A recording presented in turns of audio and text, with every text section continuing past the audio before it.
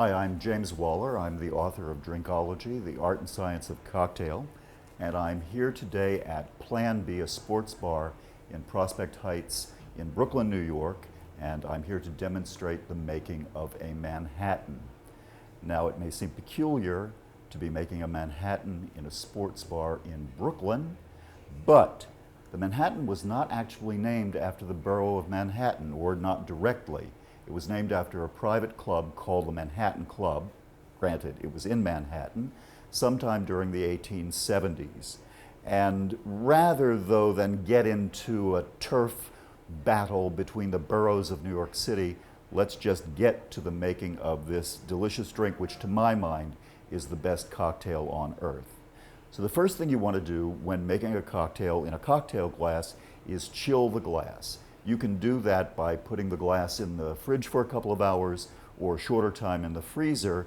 But if you haven't done that, you can cool a glass down very quickly by simply loading it up with some ice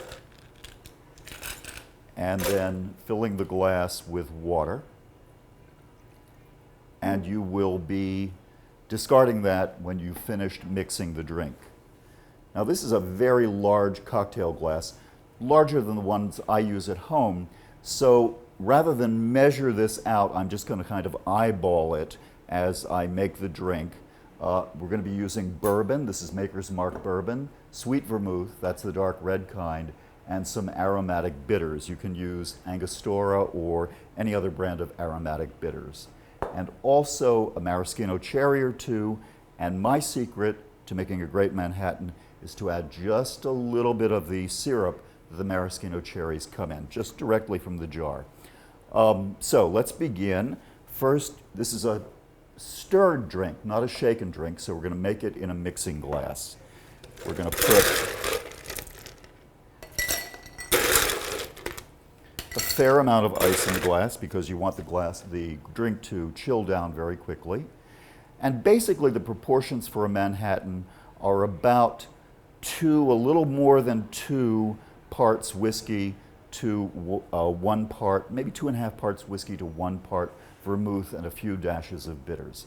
So let's just pour in our whiskey. Again, we're using a lot of it because this is a big glass we've got to fill. And our vermouth. And into that we're going to shake a few drops of bitters. And we're going to add just a little bit of that cherry syrup.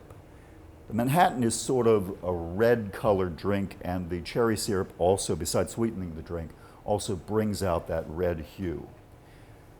And now we mix the drink. Now people wonder how long you should mix a drink, or stir a drink rather, and you should stir it until you think it's ready. You don't want it to get too watery, but you want to make sure that the drink gets cold. So that's probably enough. Now we're going to get rid of the ice. You'll see that the glass has frosted up just in that short amount of time.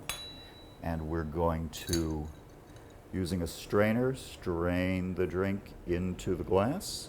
I'm hoping these proportions will work out well, and yep, that's pretty good. It's a little less than perfect. It'd be great if I could have made it right to the edge of the glass, which means that the person you're giving the drink to is going to have to take the first few sips without lifting the glass, probably.